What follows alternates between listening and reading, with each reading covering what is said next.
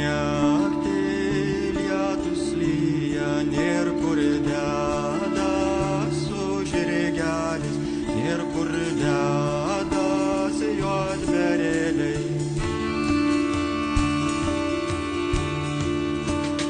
Jėrin laidžia žaliam sodam ažų sakiau, nenulaužti aukso šakos, nenulaužti, nenukristi obuolių.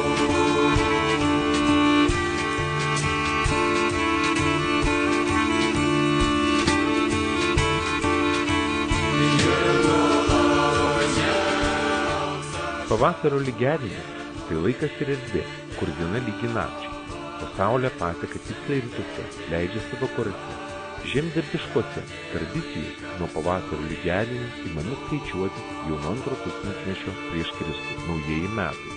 Marginamas ir ridenamas kiaušinis, tobulas pradžios simbolis. Ant margučių randame ir pirmapradžio pasaulio sąrangos vaizdą. Mes tiesiog ėjom pro šalį ir pamatėm labai magiškai žiburėliai ant žemės. Buvo ir tiesiog galvojom, kad reikia eiti, bet šiaip žinom, kad šiandien yra žemės diena. Kad šiandien pagal lietuvių tradicijas yra nauji metai ir kad yra lygiadienis, ar apie tai žinojate? Taip, žinau. Žinojate ir šiandien? Taip. Aš tai nežinau, nes aš vokietis. Puiku. Pirmą kartą jūs čia, taip? Jo. Ja. Koks įspūdis jūsų kaip atvažiavusio žmogaus, kuris tokią šventę aplanko? Ja, aš gana atsitiktinai aplankau, bet man tai visai patiko, nes Vokietijoje mes nelabai švenčiame tą dieną.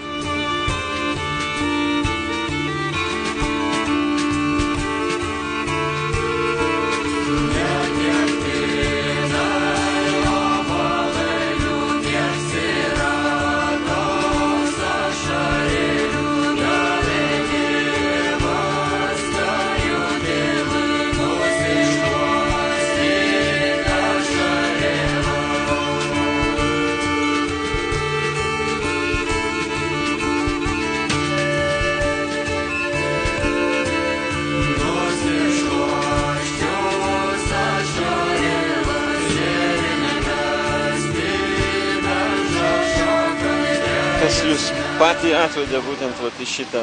Mokiniai nori dalyvauti. Mokiniai nori dalyvauti, ja? Ko čia padarė? Paukščių, matot, gražių. Ten kabo tik tai nešviečia pas mus. Mokytoja, aktyvistė, pas mus pradinukė mokytoja, dailės mokytoja ten pas mus.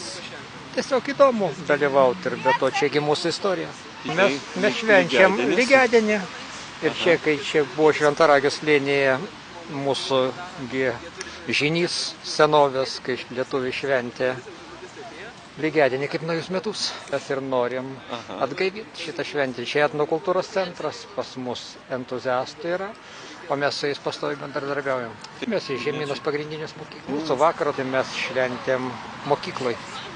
Didžiulę šventę buvom padarę tiesiog. Senovės lietuviai tikėjo, kad lygiadienio rytą įsimaudžius upėje, tekančioje iš rytų, nes tądien saulė teka tiksliai rytuose, būsi tyras ir sveikas visus metus. Toks paprotys praustis rytą užfiksuotas ir Velykų šventės metu. Todėl gali būti, kad kažkada Velykos buvo švenčiamas būtent šią dieną per pavasario lygiadienį.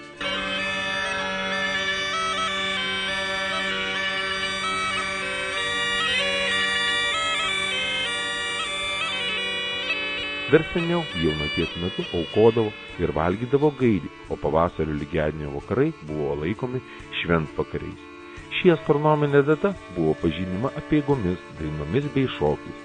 Senuose pavasario papročiuose galima atsekti 2 besiveržančių pradų gerbimą. Tai dvyniai, kurie reiškiasi kaip poros, paukštis, žaltys, ugnis ir vanduo. O šitaip mes šiais metais švenčiame pavasario lygiadienį katedros aikštėje.